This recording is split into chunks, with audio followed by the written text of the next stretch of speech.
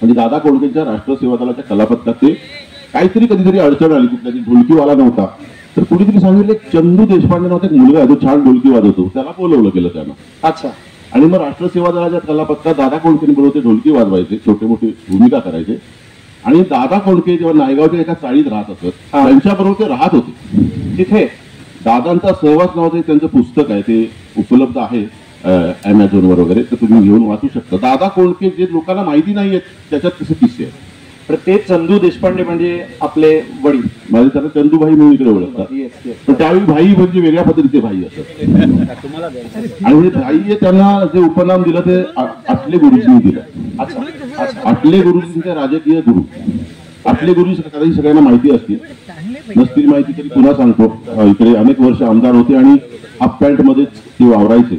त्यांचा एक किस्सा आहे, लांजा डेपोला तेव्हा उभे होते ते असेच कुठेतरी जायला. मला वाटतं त्यांचं गाव शिपोशी ना,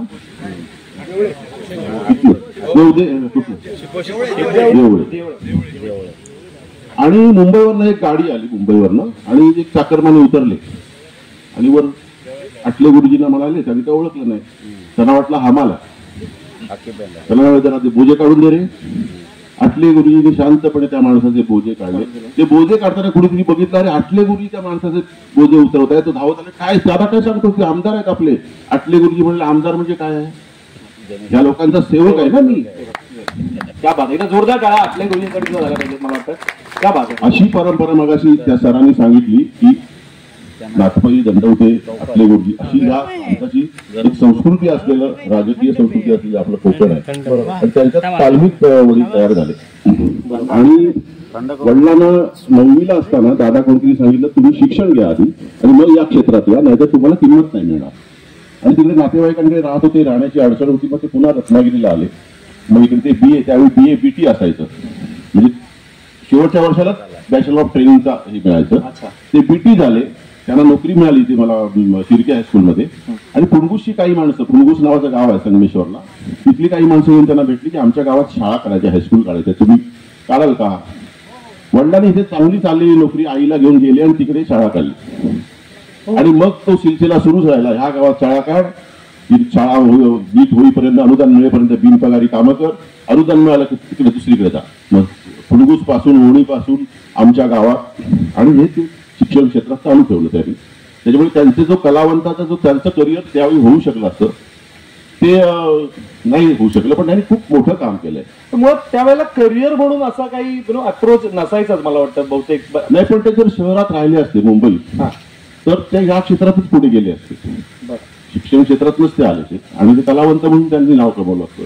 पण त्यांचं अर्धवट राहिलेलं स्वप्न कुठेतरी नकळत त्यांनी माझ्यात रुजवलं आणि ते मला पुढे मी चालू ठेवलं. पण मग तुमची सुरुवात कशी झाली एक्झॅक्टली? आता हा तर झाला बॅकग्राऊंड, मग तुम्हाला वाटलं की कधी मला अगदी मग लिखाण, मग कधी लिखाणाने सुरुवात झाली की अभिनयाने झाली की कशामुळे, तुम्ही कसे आलात? कारण मी तुमची पोस्ट वाचली होती एकदा, मग रुपारेलमध्ये तुम्ही पण होतात, रुपारेलमध्ये पण होतात कॉलेजमध्ये, मग ते कसं? रुपारेलचा प्रवास पुढचा आहे. आधी मुळात इथे गावात वडील मग काय करायचे, त्यांची हौस भागवण्यासाठी शाळेतले शिक्षक म्हणा किंवा त्यांचे सहकारी म्हणा त्यांना घेऊन नाटकं बसवायचे आणि करायचे.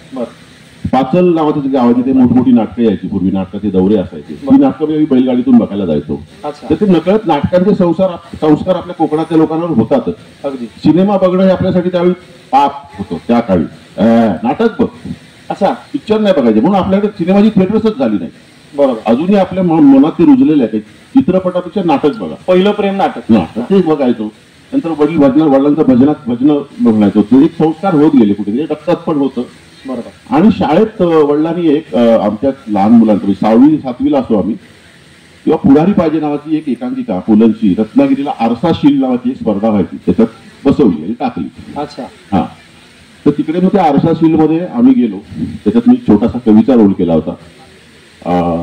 आणि पहिल्यांदाच रत्नागिरी सुद्धा आम्हाला त्यावेळी न्यूयॉर्क सारखं वाटायचं येळवणच्या गावाच्या मुलांना. ते भांबावलेलो सगळे. आणि एक मुलगा होता शेठजीचा रोल करत होता.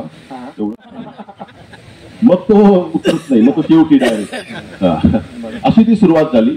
आणि मग मुंबईत कॉलेजसाठी 11वीला मुंबईत गेलो. तेव्हा मग शिबिरं केली.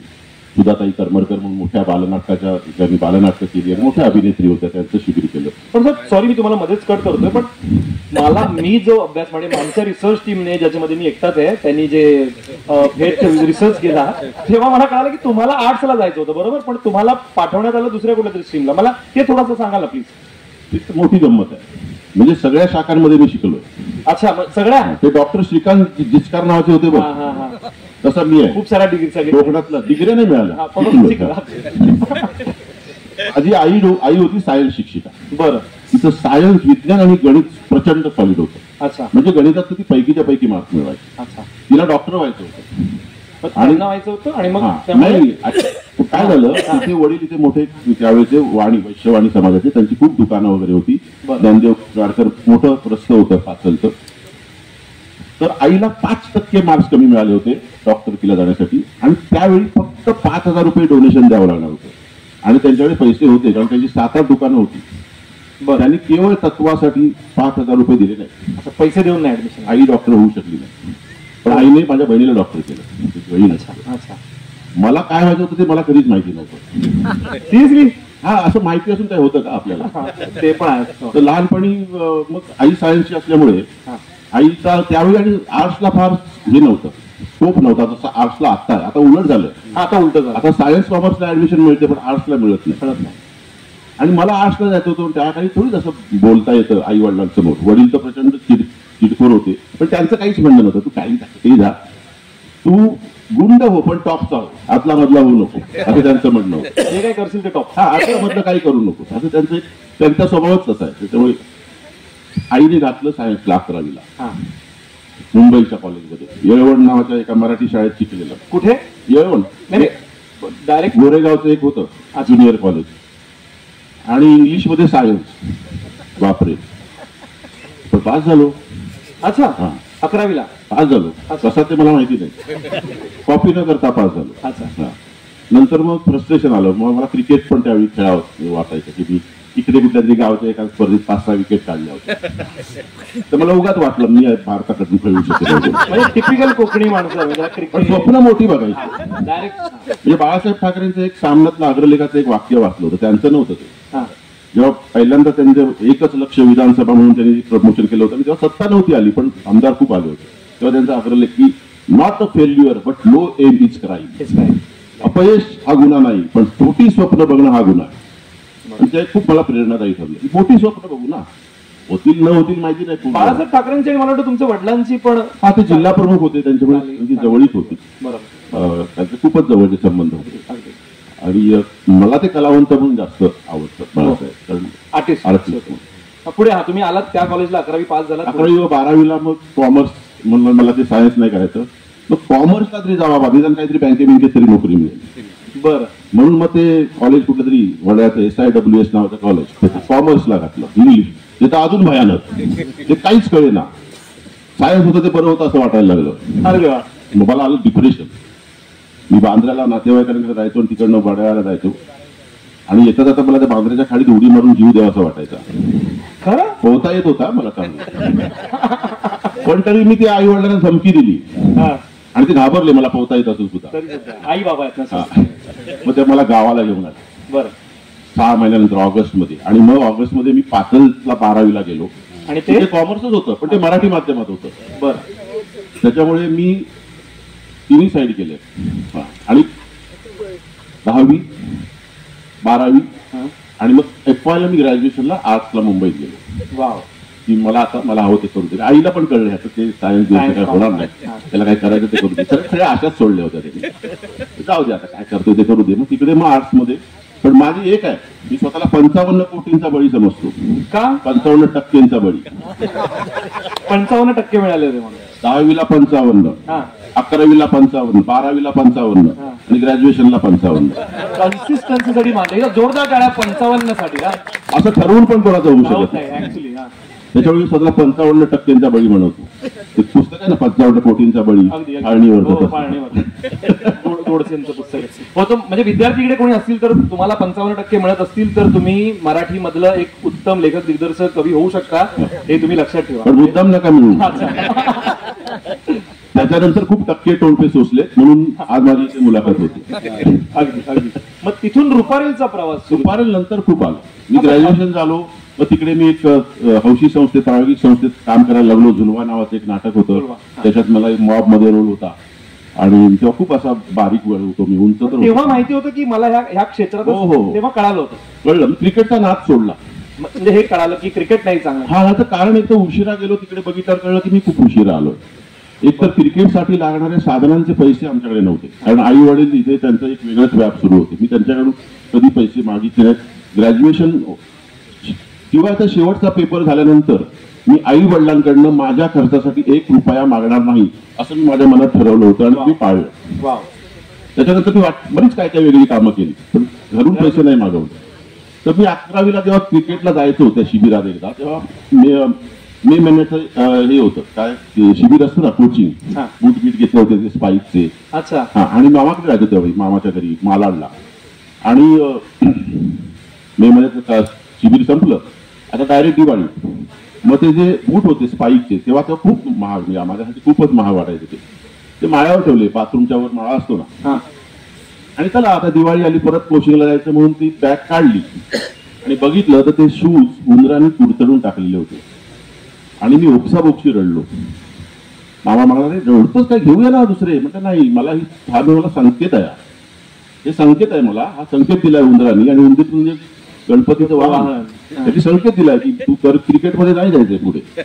माझं क्रिकेटचं स्वप्न उंदराने कुरतडून टाकलं. पण थँक्यू त्या उंदराला, पण थँक्यू त्या उंदरामुळे आम्हाला इतका छान लेखक दिग्दर्शक आणि मराठीसाठी इतका स्टार मिळाला. पण मग जसं आपण मगाशी म्हणतो की मग तेव्हा असं काही फेवरेट किंवा सिनेमा वगैरे तेव्हा नव्हताच, पुढे नाटकच करायचं होतं. पण तेव्हा नाही, असं काही करत राहायचं, जे आपल्याला येतं ते करत राहायचं. आजही तेच माझं म्हणणं, हे स्वप्न नक्कीच मोठी होती, पण असं ठरवलं होतं की मला हेच व्हायचं तेच होतं. तेव्हा मी ऍक्टर म्हणूनच काम करायचं होतं मला. असे कोणी फेवरेट ऍक्टर्स किंवा असे कोणी तेव्हा सगळेच आवडायचे, म्हणजे असं काही नाही. फेवरेट काय सगळ्यांचे असतात तेच. अमिताभ बच्चन, विक्रम गोखले, नाना पाटेकर, जे बघू ते आवडायचे. तेव्हा काही फार कळायचं ना ऍक्टिंग मधलं, त्यामुळे सगळेच ऍक्टर आवडायचे. आता एकही आवडत नाही. ओके. पण मग प्रोफेशनली आता तो तर मॉब मध्ये होता, तुम्ही जसं झुलवामध्ये सांगितलं, पण प्रोफेशनली असा पहिला ब्रेक म्हणेल असं कधी आलं आयुष्यात? त्याच्या आधी मी स्पर्धा करत होतो, खूप स्पर्धा केल्या. मग घरात राहण्याचे प्रॉब्लेम होते, नातेवाईकांकडे राहण्याचे प्रॉब्लेम होते, मित्रांकडे राहिलोय, काही स्थानकांनी सुद्धा माझी रात्र बघितलेली आहे मुंबईतल्या. असं ते स्ट्रगल नाही म्हणत, ती प्रोसेस होती. मला मजा येते आणि यायची आज तेव्हा की उगाच मी स्ट्रगल केलंय, वडापाव खाऊन वगैरे, ते काय नाही, ते केलंय सगळं. पण त्याचं उगाच मी कौतुक म्हणून मिरवत ग्लोरीफिकेशन करायची गरज. मला जायचं होतं, मला खाज होती. नाही तर इथे राहिलो असतो तर काय चांगलं 2 वेळ जेवण मिळालं असतं. कदाचित इथे राहिलो असतो तर शिक्षक म्हणून आमच्या शाळेत नोकरीला लागलो असतो. कदाचित मी इथे आमदार पण असतो जेव्हा मी. कारण लहानपणी मला एक छंद होता चमच्याने खेळायचा. म्हणजे काय करायचो, कुठेतरी असं लपायचो, चमच्याचं असं बोंड असतं ना वर, ते 2-3 चमचे घ्यायचो, त्या चमच्याच्या गोल बोंडात मी माणसांचे चेहरे इमॅजिन करायचो. बरं. आणि त्यांच्याशी संवाद बोलायचो, 2 चमचे एकमेकाशी बोलायचे. मग ते कधी क्रिकेटर असायचे, कधी कोणी असायचे. अच्छा. मग कधी कपिल देव असायचा, मग कधी सुनील गावस्कर असायचे. असं सगळं ते असून मी करायचो. आणि घरातला ना कळलं चमचे कोणतरी चोरतंय, म्हणजे चमचे कोण देतं. आणि एक दिवशी माझ्या बहिणीने पकडलं मला ते खेळताना, आणि ती बाबा चमचे घेऊन जातो कुठे लपतो. अच्छा. ते घरच्यांना कळलं, वडिलांना कळलं अरे हा चमच्याने खेळतो. त्याला उगाच वाटलं हा राजकारणात जाईल.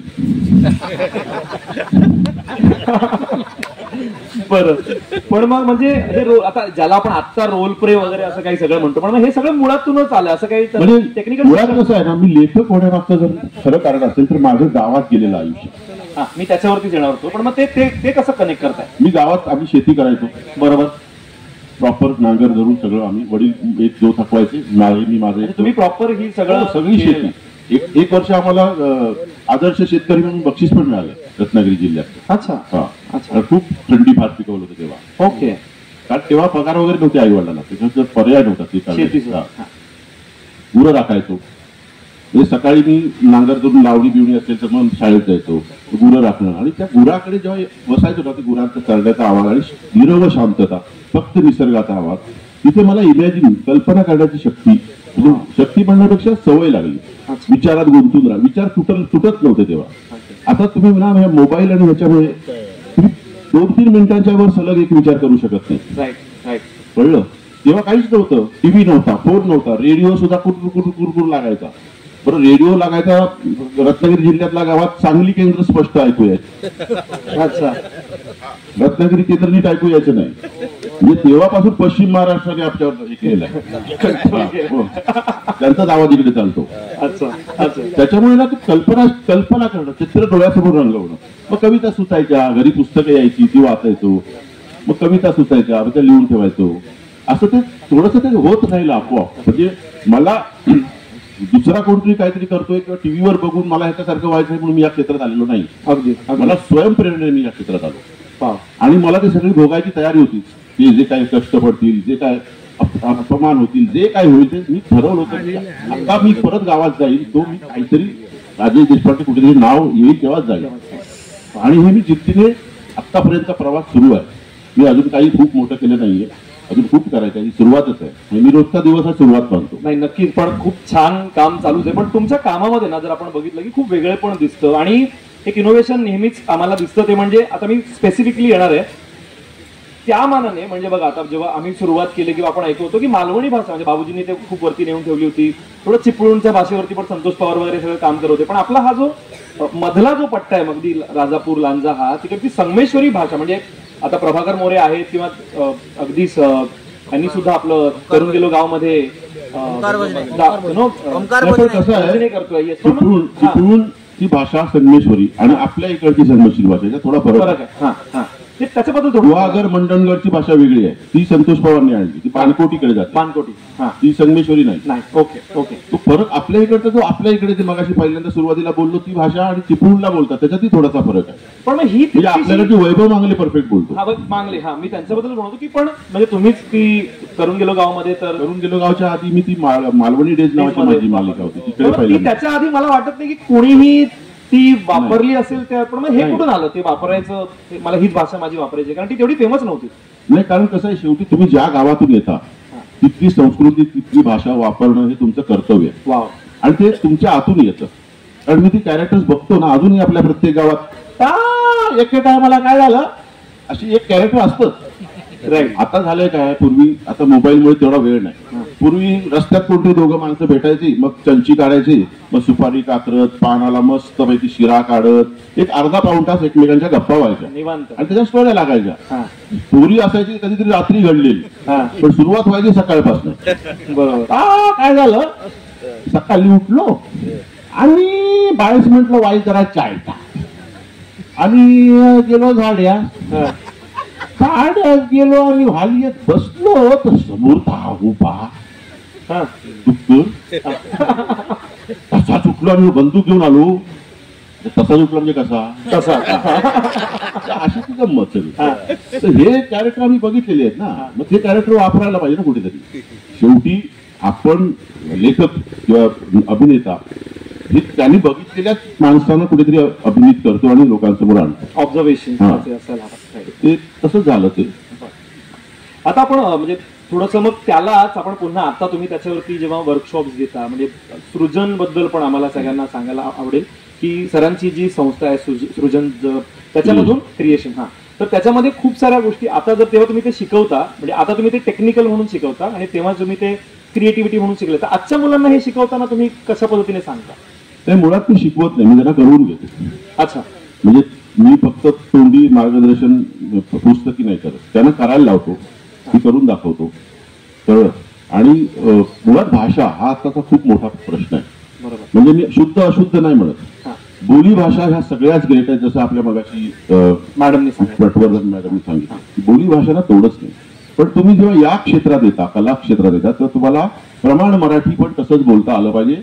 की तुम्ही जर कोकणातला आहे आणि मला कुठल्या तरी सदाशिव पेठी एखाद्या ब्राह्मण माणसाची भूमिका मिळाली, तर ती करताना मला कोणी ओळखलं नाही पाहिजे की हा कोकणातला आहे, संगमेश्वरी बोलीतला आहे.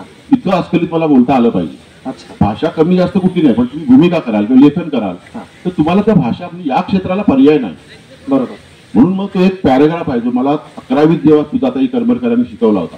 प्लीज. तो ऍक्च्युली आहे पार्श्वनाथ आळतेकर नावाचे एक मोठे दिग्दर्शक होते. त्यांनी केवळ भाषा, उच्चार आणि श्वासासाठी तो पॅरेग्राफ तयार केलाय. त्याचा अर्थ कळत नाही. अच्छा. त्याचा अर्थ एवढाच आहे की तुमच्या आतून येणाऱ्या कलेची उत्स्फूर्त जी प्रेरणा असते त्या प्रेरणेला कुठल्याही भाषेची गरज नसते, कुठल्याही भाषेच्या पलीकडची असते, एवढा त्याचा अर्थ आहे. म्हणजे शब्द मुद्दाम असे योजले की ते सगळे उच्चार त्याच्यात येतात आपण बोलू शकतो का? बोलतो ना, ते मी सगळ्या मुलांनाही देतो, मी पाठवतो. त्याचं असं एका श्वासात म्हणायचं, आता तरी कदाचित जमणार नाही. 2च मिनिटं सर. जिकडे विद्यार्थी आहेत आणि त्यांना नाटक सिनेमा या क्षेत्राबद्दल काही आहे तर आपल्यासाठी सुवर्ण संधी आहे. जर आपण हा मोमेंट कॅप्चर करूया, सगळ्यांनी ते शिका. कारण मला वाटतं हे कार्यशाळेमध्ये सगळ्यांना सर शिकवतात. आपण मला वाटतं सगळे लकी आहोत की आपल्याला हे समोरासमोर बघायला मिळतं. Sir please. आणि मी गावागावात जाऊन कार्यशाळा देतो, पण बोलवलं तर, बोलवल्याशिवाय नाही. मला वाटतं मी इकडे सगळ्या आमच्या मंडळींना विनंती करेन की आपल्याला ही सुवर्ण संधी आहे की आपण नक्कीच ही कार्यशाळा सर आम्ही अप्रोच होऊ. मध्ये रत्नागिरीला घेतली, लांजाला घेतली, बरोबर. मला वाटतं मॅडमनी आता पाचलला घेतली, येळवणला घेतली. वाव. तर तो ते असं स्वागत असं आहे की कलाकाराच्या अंतःकरणाच्या सखोल गर्तेतून निर्माण होणाऱ्या भावनांच्या उत्तुंग लहरींच्या खळबळाटाने प्रसरण पावणारी जीवनाची सूक्ष्म विचेष्टिते उद्धृत करायला कोणत्याही कलावंताला परक्याच्या बोजड भाषेची उसनवार भलामण करावी लागत नाही. क्या बात आहे, जोरदार टाळ्या. क्या बात आहे. आता हे उच्चार आवाज एका श्वासात म्हणायचं आणि 3 पट्ट्यांमध्ये म्हणायचं. पहिल्याला खाली, मग मध्ये, मग वर. हा व्यायाम आहे का? तिन्ही गोष्टी साधल्या जातात. पण हा व्यायाम आणि आजकाल काय होत आहे ना, बरीच मुलं इंग्रजी माध्यमात शिकत असल्यामुळे काही अक्षर त्यांच्याकडनं उच्चारली जात नाही. उदाहरणार्थ ण हा उच्चार जो आहे बाणातला, कारण रोमन मध्ये ण येत नाही ना, एन येतो न. त्याच्यामुळे णचा खूप प्रश्न आहे, अडचण आहे. 4 प्रकारचे श आहे, बरोबर. एक शहामृगातला श, एक सस्यातला स, दुसरा षटकोनातला श आणि क्षत्रियातला क्ष. आपण फक्त 2च श वापरतो, स आणि श. महाराष्ट्र मधला श आहे पोटपुड्या, पण आपण महाराष्ट्र शहामृगातला श वापरतो. क्षत्रिय म्हणतच नाही, आपण क्षत्रिय म्हणतो. बरोबर. राजकारणी तर महाराष्ट्रच म्हणतात, त्यांनी एकदम सोपं करून टाकलं. शचं लपडच नको. महाराष्ट्रामध्ये या ठिकाणी असं होतं सगळं. बरोबर. हा, त्यांनी सोपं केलंय. ते बोलण्यात कर्तृत्व महत्वाचं ना, बोलणं काय महत्वाचं, काम महत्वाचं. बरं, मग तेच सांगितलं होतं. दाजी पाटवडेकर म्हणून एक मोठे नटवर्य दाजी पाटवडेकर होऊन गेले, विद्वान भाषेवर. तर ते कार्यशाळेत आले होते. त्यांनी हे स आणि श ते 4 फरक त्यांनी सांगितले. जे म्हणजे 4 प्रकारचे स आहेत, ते स, श, ष आणि क्ष. हे ज्याला उच्चारता येत नाही त्याच्या मुखास केवळ दात आहेत म्हणून मुख म्हणावे, अन्यथा उदद्वार म्हटले तरी चालेल. आणि हे मला पटलं. दात आहेत म्हणून बाकी काय. पण म्हणजे भाषेची क्वालिटीवरती कॉम्प्रोमाइज नाही झालं. म्हणजे तुम्हाला जर या क्षेत्रात आणि कुठल्याही क्षेत्रात आहे, तुम्ही बोलता कसं, कुठलीही भाषा असो, हिंदी असो, इंग्रजी असो, त्याच्यावर तुम्ही समोरच्या माणसाला जिंकता ना. अगदी बोलणं ही वाचा कशासाठी दिली आहे ना आपल्याला. मग ती वाचा जर असेल तर ती वापरायला नको का नीट. त्यासाठी मेहनत घ्यायला पाहिजे. मी थोडासा एका वेगळ्या आता थोडस विषयावरती नेतोय, ते म्हणजे थोडंसं पर्सनल याच्यावरती मला अजून घेऊन जायला आवडतं. तर ओशोंचं एक छान वाक्य आहे की ऍक्टर कसा असावा, की त्याने ऍक्टिंग अशी असावी, म्हणजे ते म्हणतात की ऍक्टिंग ऐसी करो की जिंदगी जी रहे हो और जिंदगी ऐसे जिओ की ऍक्टिंग कर रहे हो. तर आता सध्या जे चाललंय ऍक्टर्सचं, म्हणजे अभ्यास काहीच नाही. आणि मग हिंदी मधले असू देत किंवा मराठीतले, मग त्याच्याबद्दल तुम्हाला काय वाटतं की कुठे चाललंय हे? नाही, असं सगळे नाही करत आहे. सगळे नाहीत ऑब्व्हियसली. आता सिरियल माध्यमामुळे जरा सोपं झालंय. बरं. आणि हल्ली रील्स केले की वाटतं मी ऍक्टर झालो. रील्स करतात, मग त्याला काही हजारो लाईक्स येतात, मग त्यांना वाटतं आपण ऍक्टर झालो. तसं नसतं. त्याच्यासाठी तपश्चर्या करावीच लागते. बरोबर. कुठल्याही क्षेत्रासाठी तुम्हाला तपश्चर्या करावी लागते. तपश्चर्याचा अर्थ 12 वर्ष. हो, म्हणून त्याला तपश्चर्या म्हणतात. एक तप म्हणजे 12 वर्ष. बरोबर. मी त्या क्षेत्राला, तुम्ही व्यवसाय करा, तुम्ही नोकरी करा, तुम्ही परिपक्व व्हायला तेवढी वर्ष द्यायलाच पाहिजेत ना, थोडा वेळ की नाही. म्हणजे मी कायम उदाहरण देतो की इंजिनियर व्हायला किती वर्ष लागतात? 5-6. डॉक्टर व्हायला 5-6, किमान नापास नाही झाला तर. ते सोडा, टायपिस्ट व्हायला सुद्धा एक वर्षाचा कोर्स करावा लागतो की नाही. बरोबर. मग तुम्ही ऍक्टरच कसं फक्त एक रील करून आणि फोटो काढून व्हा. बरोबर आहे की नाही. आणि दुसरी गोष्ट आहे, झाडावरच्या पिकलेल्या आंब्याला आणि चुना लावून पिकवलेल्या आंब्यात फरक असतो की नाही. अगदी चवी. मग मुलांना हेच सांगतो मी, माझ्याकडे येतात तुम्ही झाडावरचा पिकलेला आंबा व्हा, चुना लावून पिकवलेले आंबे होऊ नका. लवकर बाजारात येतील, लवकर खपतील, पण ती पुन्हा लोक ते घ्यायला येणार नाही. तो लटकत तरंगतच राहणार पाण्यावर, तो बुडणार. कुत्र्याची छत्री होऊ नका. वडाचा वृक्ष, पिंपळाचा वृक्ष वाढायला वेळ लागतो, पण एकदा वाढलं की शक्ती सावली आणि ऑक्सिजन देतो. बरोबर. क्या बात. येस. आता मला ना एका स्पेसिफिक तुमच्या कामाबद्दल, म्हणजे खूप सारी कामं तर छान आहेतच, पण करून गेलो गाव म्हणजे, आणि मनापासून इतकं खरं त्यातले डायलॉग सकट सर पाठ आहेत म्हणजे अगदी मी बरं आता पाठ असेल मला नाही पाठ माझं इथं नाटक बसतं ती पाठ करतो ते आणि पुढच्या नाटकाकडे वळतो. नाही सिरियसली पण जर तुम्ही म्हणाल ना की ते ह्यांचा जो सुरुवात पासून की अगदी ते कशी येतात म्हणजे मारत मारत येईपर्यंत पार ते पुरं जुलीचं ते आय जुली जुली पासून तर सगळं अगदी ते अक्षरशः इतकं पाठ आहे. पण मग करून गेलो गाव हे कसं आलं म्हणजे सुचलं कसं त्याची पूर्ण प्रोसेस केली कारण खूप आवडतं ना. करून गेलो गाव ह्या नंतरची प्रोसेस आहे. मला माझी सुरुवात मला महाराष्ट्रात थोडंफार नावाने ओळखायला लागली ती गंगूबाई सिरियल. आणि मी जेव्हा मामाकडे राहायचो तेव्हा एक कामवाली बाई यायच्या त्यांना दिनेशची आईच म्हणायची त्यांचं खरं नाव माहिती नाही. दिनेशची आई त्या गंगूबाई सारखेच होते असं नऊवारी साडी पंक्च्युअल वेळेसाठी एकदम वेळेला पंक्च्युअल 9 म्हणजे 9ला येणार आणि तुम्ही जर नाश्ता करत असाल तर ताट खेचून देणार कारण त्याला पुढच्या घरात वेळेवर जायचं असायचं नाहीतर तुमचं तुम्ही घासा. हा माझं मलाच घासावं लागायचं अगदी स्पष्ट कारण मी उशिरा उठायचो.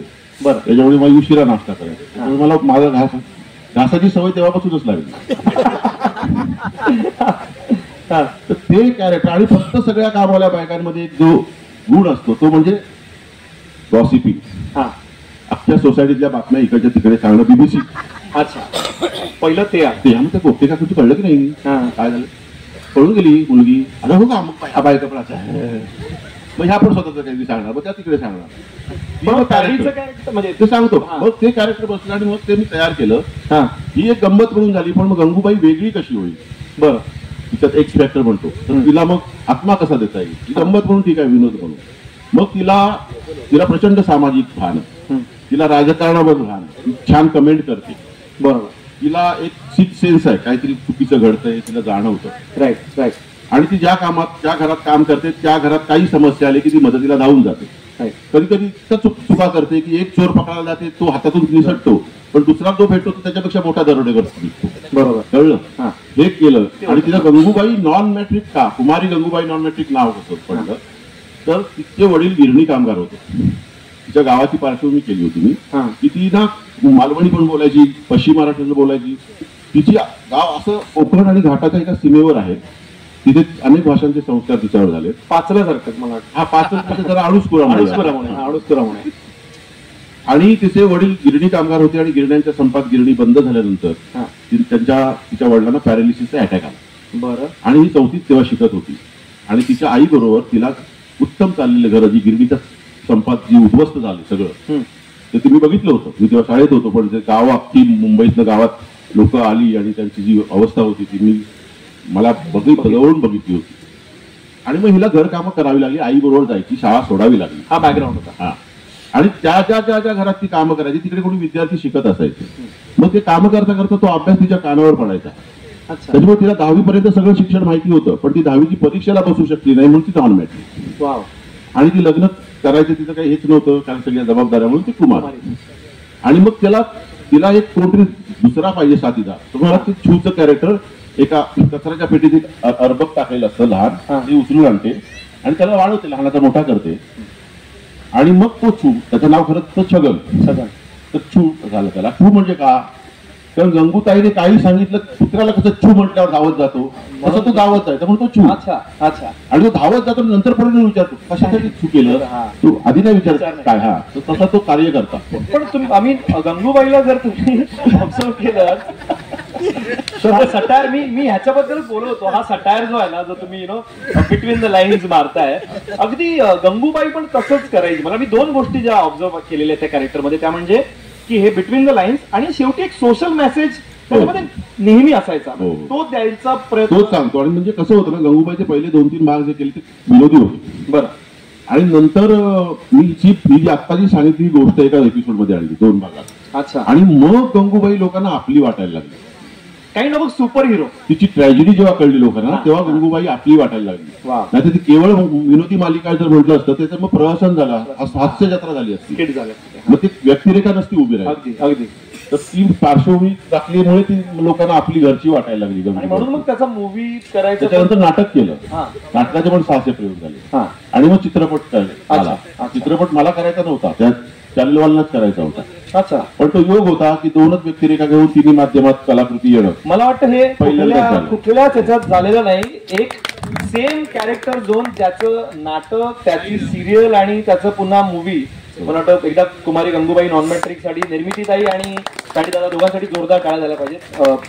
पण मग त्याच्यानंतरची प्रोसेस आहे करून गेलो गावच्या. त्यानंतर खूप बरेच वर्ष नंतर मी ऍक्टिंग करत होतो. मी मृण्मयी नावाची सिरियल लिहित होतो, दिग्दर्शित करत होतो, सायमल्टेनियसली ऍक्टिंग करत होतो. मी जवळजवळ अनेक नाटकांचे म्हणून 1000 प्रयोग केलेत. की ऑल दी बेस्ट नावाचं नाटक खूप गाजलेलं आहे. त्याच्यात मी भरत जाधव बरोबर मी 300 प्रयोग केले एक वर्ष. देवेंद्र पेन. हा, देवेंद्र पेन. मी अनेक ऍक्टर म्हणून खूप कामं केली. पण मी गंगूबाई नंतर मला लेखक दिग्दर्शक म्हणून एक ओळख मिळाली आणि त्याला म्हणून स्थिर स्थावर झालो. मुंबईत घर नव्हतं. पण अजूनही तुमच्यातला डायरेक्टर तुम्हाला जास्त उजवा वाटतो की ऍक्टर, म्हणजे असं चूज करायचं झालं? असं नाही मी सांगू शकत. त्यावेळी ते काम मी जीव तोडून करतो बऱ्यापैकी. आणि सगळ्याच गोष्टी तेवढ्याच आव्हानात्मक आहेत. त्याच्यामुळे सोपं काहीच नाही.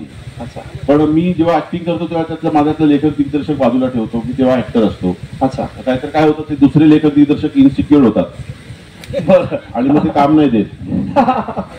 त्याच्यामुळे मग आपलं घरी लेखक दिग्दर्शकाला सांगतो तू घरी राहा रे, मी जरा ऍक्टिंग करून येतो. लेखक असतो तेव्हा फक्त लिखाण, दिग्दर्शक असतो. पण त्या सगळ्या गोष्टी थोड्या थोड्या येत असल्यामुळे त्याचा सगळ्याला फायदा होतो. हा, म्हणजे उत्तम स्वयंपाक करणारा फक्त असं नाही म्हणत ना की वरणच छान करेल किंवा काही सगळं यायला पाहिजे. तुम्ही काही इन्ग्रेडियंट द्या, मी ते छानच करू शकतो. त्याच्यामुळे तसं थोडं तरी यायला पाहिजे पोट भरण्यापुरतं. थोडं पोट भरण्यापुरतं येतं मला. बरं. पण मग आता करून गेलो गावावरती आपण थोडंसं पुन्हा करून गेलो गावचं कसं झालं, महेश मांजरेकरांनी मला एक फक्त एवढी एक वन लाईन दिली. काय होती ती? ती होती की एका गावाला तंटामुक्त गावाचं बक्षीस मिळालंय आणि ते तंटामुक्त गावाचं बक्षीस द्यायला मुख्यमंत्री येणार आहेत. आणि त्या गावचा जो स्थानिक आमदार आहे तो म्हणतो की माझी जी मैत्रीण आहे तिचा इथे डान्सचा कार्यक्रम होणार. बिजली नाना मतकर कॅरेक्टर सगळे पाठ. आणि गाववाले म्हणतात नाही, मुख्यमंत्र्यांसमोर आमच्या गावचंच नाटक सादर व्हायला. हा वाद होतो. आणि मग काय होतं, एवढंच त्यांनी वन लाईन दिली आणि मग तुम्ही फुलवलं. मग त्याच्या पुढच्या सगळ्या गमती सगळ्या आल्या. पण मग एवढं फुलवलंय की त्याच्यामध्ये फार अगदी अमित, म्हणजे शेवटच्या त्या सीनला आणि शेवटी जो जिंकतो शेतकरी आहे. मग हे कसं म्हणजे फुलवलं, म्हणजे तुम्ही हे कसं करता प्रोसेस, तीच आम्हाला जरा समजून घ्यायला आवडेल. की तुम्ही स्वतः ते बसता रायटिंग करता की असं काही? नाही बसतो, टीम नाही, मी एकटाच लिहितो. कारण काय होतं, विनोदी तुम्ही टीम बरोबर नाही लिहू शकत. बरोबर. तुम्ही एखादी सिरियस गोष्ट, मी धुडगूस सिनेमा केला जेव्हा आमची टीम होती, म्हणजे आम्ही बरेच जण त्याच्यात वर्षभर काम केलं. धुडगूस पहिला सिनेमा होता. धुडगूसला खूप पुरस्कार मिळाले. त्याची पण एक कथा आहे. धुडगूसची कथा जी होती की एक नवीन लग्न झालेला सैनिक लग्न झाल्याच्या दुसऱ्या दिवशी त्याला तार येते आणि याला युद्ध सुरू झालंय म्हणून ह्याला जातो, सीमेवर जातो, पण तो डायरेक्ट शहीद होऊनच येतो. बरोबर. ही सगळी कथा.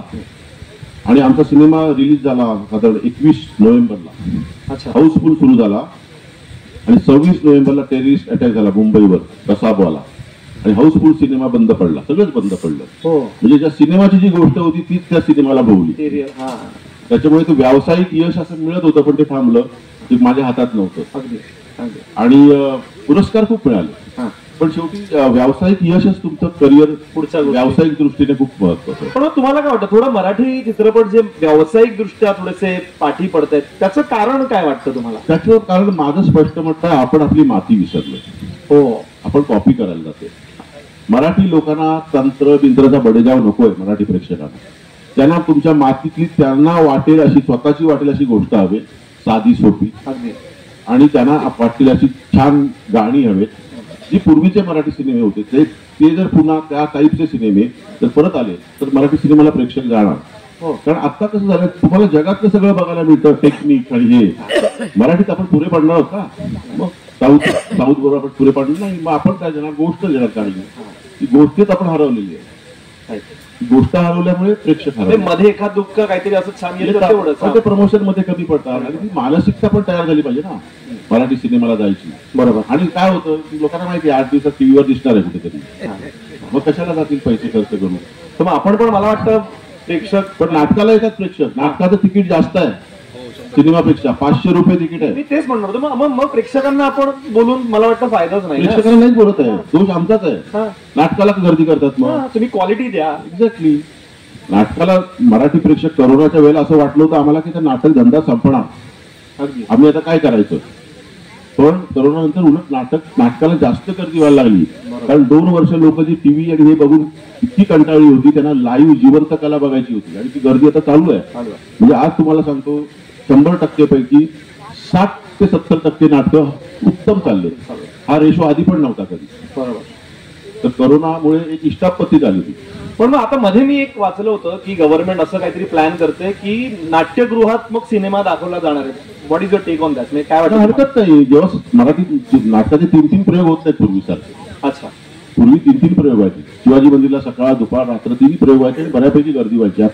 आता नोकऱ्यांची पण वेळा असा झाल्यात, लोकांना वेळ नाही मिळत. मग उरलेल्या वेळात दाखवू देत की काय फरक पडतो. काही त्याच्यात काही मला चुकीचं वाटत नाहीये. किंवा नाट्यगृहांमध्ये एक्सेस जागा खूप आहे, तिचा वापर करू शकता.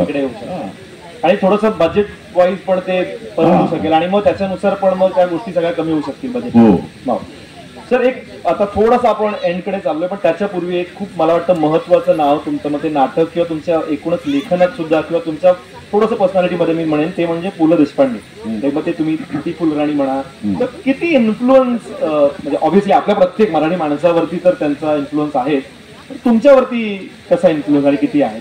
ते पु ल देशपांडे, मी सातव देशपांडे. पण पु ल देशपांडेंशिवाय काय आहे आयुष्य? हे साहित्यिक. आणि दुर्दैवाने आज मला काही कार्यशाळेत मुलं येतात ना, मला भीती वाटते. त्यांना मी लेखकांची नावं विचारतो. पु ल देशपांडे माहिती आहेत का? ब्लॅक असतात. हा खरं? काय होणार? हो, कोण सांगणार? कोण संस्कार करणार? घरात नाही, शाळेत संस्कार होत नाहीत, घरात त्यांच्याबद्दल बोललं जात नाही. तुमच्या एरियातला कोणतरी भाई माहिती असतो सगळ्यांना, राजकारण्यांची नावं माहिती असतात, भ्रष्टाचारी लोकांची नावं माहिती असतात, लेखक साहित्यिकांची नावं कुठे माहिती असतात, कवींची नावं कुठे माहिती आहेत. आता पुढच्या पिढीला बघा जाऊ वाचन मला वाटतं घरात पण संस्कार नाही आहे. आणि म्हणून लाड सरांसाठी ही चळवळ जी सुरू करताना गावागावात पोहोचली पाहिजे. अगदी अगदी अगदी. आणि उचलून धमक्या देऊन पोरांना आणलं पाहिजे शाळेतल्या आणि बसवलं पाहिजे. ज्या कानावर बसतील नावं तरी पडतील, मग शोधतील कधी कोणतरी पु ल देशपांडे कोण आहेत बघूया, असं होऊ शकतं. आणि एकदा वाचायला घेतलं की मग पुढे काय तुम्हाला करायचं? पु ल देशपांडे म्हणजे तुम्ही कुठल्याही जेव्हा विमनस्क होता, वैफल्य येतं, पु ल देशपांडेंच्या आता युट्यूबवर सगळं आहे, वाचायची पण गरज नाही. कानाला लावून बसलं तुमचं सगळं दुःख निवारण होऊन जातं. त्याच्यामुळे फुलं काय अजून बरेच नाही. मी इन्फ्लुअन्स स्पेसिफिकली म्हणतोय कारण तुमचं ही मुलांचं काय झालं, पुलं माझ्या आई वडिलांच्या आईकडून नातेवाईक पडत. खरं? हा, पण ते मला खूप उशिरा कळलं. आजीला माहिती होतं, आजी काहीतरी सांगायची, पण आजीला तेवढं माहिती होतं पु ल देशपांडे म्हणजे एवढं मोठं व्यक्तिमत्व. अच्छा. कारण ती जुन्या काळात तर तेवढं कुठे ना तेवढं ती म्हणजे फुलं तो ह्याचा हा काहीतरी मावशीचा असं कोणतरी सांगायची. तिला कुठे माहिती होतं पु ल देशपांडे कोण, तिला पडलेली पण नव्हती. वडिलांची आणि तिची भेट झाली होती त्यांची पुलंची, पण माझी पुलं राणीमुळे आणि साहित्यामुळे भेट झाली. अच्छा. हा, बाकी सगळे आहेतच की अंतू परवा वगैरे ते सतत चालू असतात. कालच टाकले मी रत्नागिरीला उतरलो स्टेशनवर आणि रत्नागिरी स्टेशन मला अंतू परवाचं ते हे टाकलंय तुम्ही. त्याच्यावर पु ल देशपांडे आत्ताच्या अंतू परवाला भेटले तर काय संवाद होईल त्याच्यातलं तू बाकी थोडं तुम्ही काय बोललात आम्हाला आवडेल.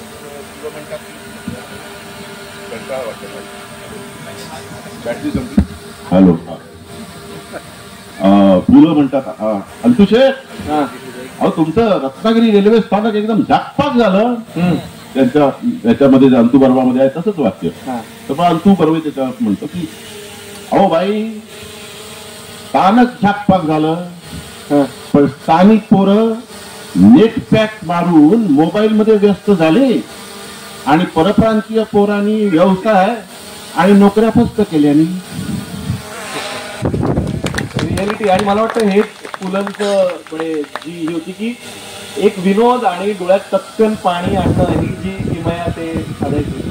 पण आता आपण म्हणालो की आपण शेवटाकडे येतोय. पण जर तुम्ही आता सोशल मीडियावरती पण बऱ्याच आम्ही बघतो की तुम्ही बऱ्यापैकी ऍक्टिव्ह असता. म्हणजे तुमचं आता तुम्ही जसं रत्नागिरीत उतरलं, तुम्ही त्या स्टेशनची रील बनवली, आणि तर सोशल मीडियाचा आता जो वापर होतोय किंवा त्याचा कसा बॅलन्स, आता बरेचसे प्रेक्षक आहेत, त्याचा विद्यार्थी आहेत, त्यांनी तो कसा करावा आणि याच्यासाठी कसा करिअरसाठी म्हणून कसा त्याचा उपयोग होऊ शकेल? नाही, सोशल मीडियाचं तुम्ही वापरलं तर कसं आहे ना, ते बाळगभूत आहे सोशल मीडिया. आपल्याला सगळ्यांना माहिती असेल बायंग. बाईंग, हा म्हणजे ज्यांना माहिती नसेल, म्हणजे माहिती असेल आपल्या कोकणात माहिती नसेल असं. ते बायंगभूत आहे, ते नीट वापरलं तर नाही तर ते अंगाशी येतं. ते जपूनच वापर करायचा. किती मला जबरदस्त प्रतिभा म्हणजे हे मिळालंय. पुढच्या वेळेला हेच वापरेल मी सर कुठे, की बाईंग भूत आहे ते नीट वापरलं नाही गेलं की ते अंगाशी येतं. अगदी प्लीज.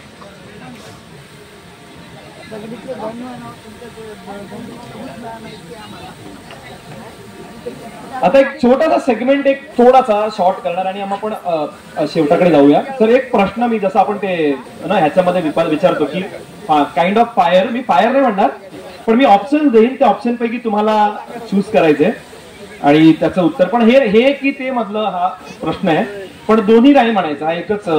दोन्ही नाही, एक कुठलं तरी. ओके, पहिलंच मला वाटतं पहिलं सोपं विचारेल मी. येळवण गाव की मुंबई? येळवण. प्रश्न हे सोपं होतं म्हणून मी सोप्याने सुरुवात केली. क्या बात आहे, जोरदार टाळ्या. थोडासा अजून डिफिकल्ट करतो. लेखन की दिग्दर्शन? लेखन दिग्दर्शन. मी खरं तर तिसरं उत्तर देत होतो, अभिनय. हा मी ठेवलं नाही. बरोबर, ठीक आहे. कारण ते सोपं असतं, ते सगळ्यांना करायला आवडतं. मी अजून थोडासा त्या मानाने आता मीच ऑप्शन 3 देतो. आंबा, फणस की काजू? फणस प्रेक्षकांना फणस तुमचा फेवरेट आहे. कारण का आपल्यासारखा आहे ना तो, कोकणी माणसासारखा. आणि त्याच्यात फन पण हा शब्द, फन, मजा. क्या बात आहे, क्या बात आहे. थोडा आता हा डिफिकल्ट होऊ शकेल. भाऊ कदम की निर्मिती सावंत? आता मला दोन्ही नको आहे. निर्मिती सावंत. अभिनेत्री म्हणून निर्मिती सावंत ह्या फक्त विनोदी नाही, आपल्याला त्यांचं काम विनोदी दिसतं पण त्यांचं गंभीर काम सुद्धा, आणि ते इतके अभ्यासू आहे, इतकं प्रचंड वाचन आहे त्यांचं. मराठी साहित्यात नवीन आलेलं पुस्तक त्यांच्या हातात असतं 4-5व्या दिवशी. हो, हा. म्हणून फक्त अभिनय म्हणून नाही, पण त्या प्रगल्भ अभिनेत्री होण्यासाठी किती प्रयत्न करतात, किती गांभीर्याने विचार करतात संगीतेचा. भाऊ बिचारा साधा आहे, तो ना त्याच्या नैसर्गिक टॅलेंटवर तो करतो आणि लोकांना भावतो, तो आहे तसा. पण तो अभ्यास वगैरे अजिबात नाहीये, आणि अभ्यास वगैरे करू नये त्याचा. नंतर हा लोकांना नाही आवडणार तो. काही लोक तशी आहेत तशीच आवडतात, कळलं. तो भाऊने अभ्यास केला आणि डॉक्टर लागून सारखा असं वगैरे बोलायला लागला तर त्याच्या लोक बघायला येणार नाही. भाऊ कसं माहित असंच राहू, आपल्याला अभिप्रेत आहे त्याच्याकडे. एकदा जोरदार टाळ्या. मला वाटतं आपण एक छोटासा प्रेक्षकांकडून जर आम्ही एखादे काही इम्प्रॉम्प्टू, तुम्हाला कोणाला मला काही घाई नाहीये. चालेल, आयोजकांना मला घाई नाहीये. कारण काय आहे, मी इकडे आलो की रात्रभर जागा असतो गावी. विजय लाड सर विचारू शकतात का प्रेक्षकांना? येळवणच्या धोंडीच्या भूताबद्दलची माहिती. कुठला? येळवणचा धोंडीतला भूत.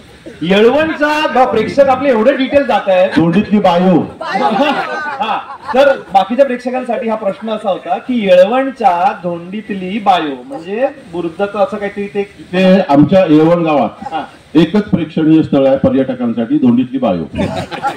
अच्छा. आणि मला एक कल्पना सुचली, घोस्ट पर्यटन, म्हणजे घोस्ट टुरिझम सारखं भूत पर्यटन नावाची संकल्पना कोकणात काढली पाहिजे. आणि ती कोकणात मला वाटतं जबरदस्त चालेल सर.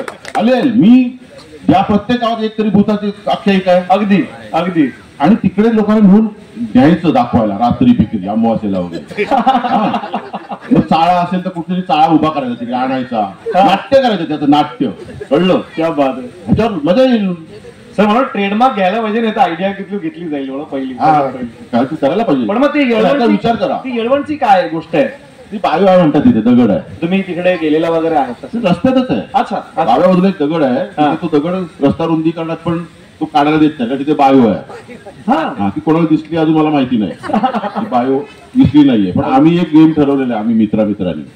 तिथे पोरगा आहे छोटासा आमच्या वाडीत, त्याला पांढरी साडी नेसून रात्री बसवायचा रस्त्याला बायोच्या दगडावर, आणि येऊ देत मग बायो दिसेल तरी बायो. पण मला काय सांगतो, भूतावाक्कीचे किस्से एवढे आहेत ना, त्याच्यावर एक रात्र जाईल, गेली रात्रीच सांगायला पाहिजे ते. ऍक्च्युली तरच मजा.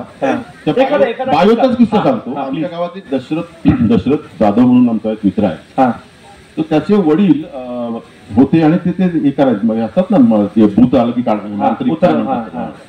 तर त्यांनी किस्सा त्याला सांगितला. तो सांगत होता की संध्याकाळची वेळ होती तेव्हा, म्हणजे तेव्हा काय टॉर्च बीच नव्हता, 3 वेळ, आणि ते त्या रस्त्यावरून चालले होते. तेव्हा रस्ते पण हे होते, मातीचे रस्ते.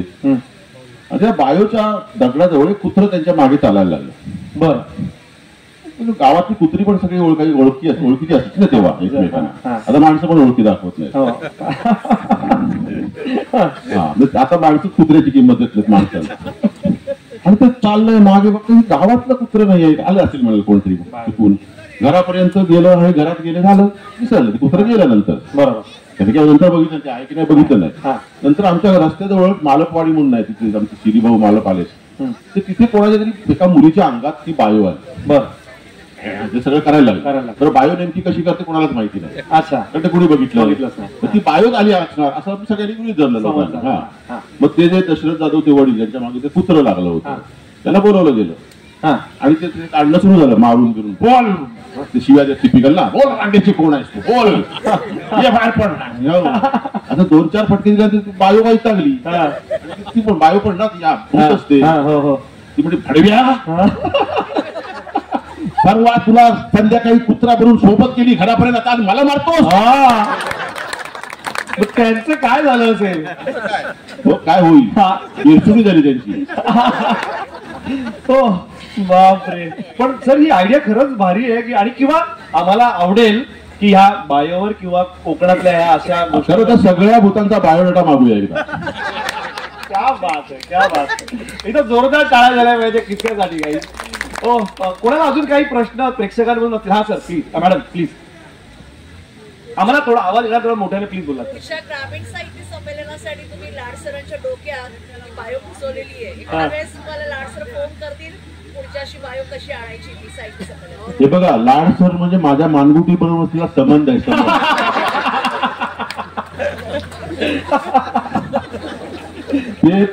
ते कुठेही घेऊन जाणार मला. चाळे संबंध असतात ना तेच आहे ते माणूस थोडीच आहे. Sir in a good way म्हणजे सिरियसली लाड सरांसाठी पण आपण जोरदार टाळ्या देऊया की या चांगल्या कामासाठी बसलेला असा संबंध मला वाटतं आपल्या सगळ्यांना चालेल. असा संबंध सगळ्यांच्या संबंधात यावा. क्या बात आहे. ठीक आहे मग मला वाटतं तुमचे प्रश्न नसतील तर हा प्लीज प्लीज सर. हा राजेशजी आता जी भूताटकीची संकल्पना आता आली तर त्याच्यावर काय तुमची अशी. माझं एक पहिलं नाटक आहे आम्ही आलोरे नावाचे ते भूताटकीवरतीच आहे. हा त्याचे 100 प्रयोग झाले तेव्हा संजय नार्वेकर आणि विजय कदमनी कामं केली की कोकणातली 2 भूतं 2 खोत असतात ते भूत करून मुंबईत जातात. ती गोष्ट मी सांगत नाही कारण त्याला पिक्चर लिहिलाय तो करणार आहे तो आधीच सांगितलं तर मजा जाईल. क्या बात शुभेच्छा. तर त्याला इफेक्ट्स वगैरे पण काहीतरी बऱ्यापैकी वापरले होते मला वाटतं. हा ते फार नव्हते भिंतीतून येतात वगैरे नाटकात किती वापरणार. बरोबर बरोबर. मला वाटतं प्रेक्षकांचे प्रश्न पण आणि आम्हाला खरंच खूप अजून गप्पा माराव्याशा वाटतात पण आपल्याकडे वेळेची मर्यादा आहे. तुम्ही एक सादरीकरण मला वाटतं करणार आहेत आम्हाला सगळ्यांना आपल्याला आवडेल ना सरांनी सादर केलं. काय आहे मला एक आज सकाळी लवकर जाग आली. थंडी प्रचंड होती गावात तरी लवकर जाग आली तर मला एक कविता सुचली. मला एक आजोबा भेटले अशी कल्पना केली आणि ते आपण टिपिकल आपल्याकडची वृत्ती असेल नाही रे आता काय पूर्वीची मजा तर असं प्रत्येक पिढी म्हणते आपण पण काही वर्षानंतर नवीन पोरं आमच्यासारखी मजा नाही. तुम्ही काय मजा केली तर मग पण आम्ही म्हणणार. तर तसं एक आजोबा भेटले त्याच्यावर मला सुचलं जरा काय सांगू बाबा आमच्या कालची आता मजा नाही राहिली. तेव्हा कुल्ल्यावर होती लंगोटी येशी बिशी नव्हता तरी सगळं जो कसं वातानुकूलित. भाव राबत होते एकाच मलीत. भाव राबत होते एकाच मलीत. शाळेत शिकत नव्हती पोरं पण आयेवानी जमनी इकायची आली नव्हती थेर. खिशात नव्हता अडका पण हातात होता अडकित्ता. खिशात नव्हता अडका पण हातात होता अडकित्ता. तवा मारायची नाही तारायची ते घेतली जायची सुपारी. हो तवा मारायची नाही तारायची दिली घेतली जायची सुपारी. खल्यात जो सुख दुःखाचा फळ जमायचा दुपारी. मागे लागलेली होती दारिद्र्याची पिढा पण तोंडात रंगत होता आपुलकीचा विडा. कुणी कुणाला लावत नव्हता चुना, कुणी कुणाला लावत नव्हता चुना, पूर्वजांच्या आठवणींनी भरलेला हडपा होता चुना. तवा वायल्या झाल्या नव्हत्या स्वार्थी गॅसच्या शेगड्या, तवा वायल्या झाल्या नव्हत्या स्वार्थी गॅसच्या शेगड्या. काका पुतण्याच्या एकटय होत्या, काका पुतण्याच्या एकटय होत्या, जोड्या पवारफुल तगड्या. तंगड्यात तंगड्या घालून एकमेकांनी पाडायची भाऊबंदकी नव्हती आली. तंगड्यात तंगड्या घालून एकमेकांनी पाडायची भाऊबंदकी नव्हती आली. काय सांगू बाबा, आमच्या काळातली आता मजा नाही. क्या बात आहे, क्या बात. तवा पिकासनी ब्रॉयलर कोंबडी सार वाढवणारी आली नव्हती खत. अच्छा.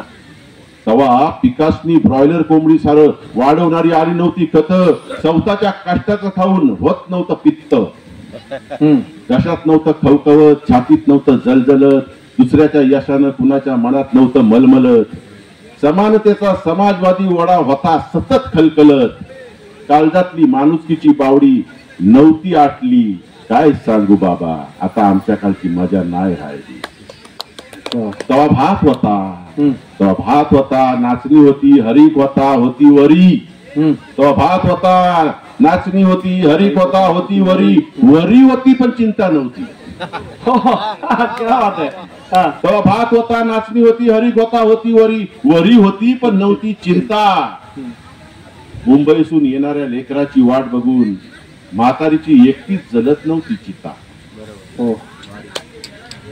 अख्खा गाव धावत यायचा, अख्खा गाव धावत यायचा, पडली जर हरली. अख्खा गाव धावत यायचा, पडली जर हरली. काय सांगू बाबा, आता आमच्या कालची मजा नाही राहिली. आता पोरासनी मुंबईची हवी हौस, आता पोरासनी मुंबईची हवी हौस. घरात राहिली 4 टालकी, गावं पडली ओस. तर पोरांचं तरी काय चुकता, पोरांचं तरी चुकता काय. गावातल्या मुलाशी लगीन करायस पोरगी राजी होत नाही.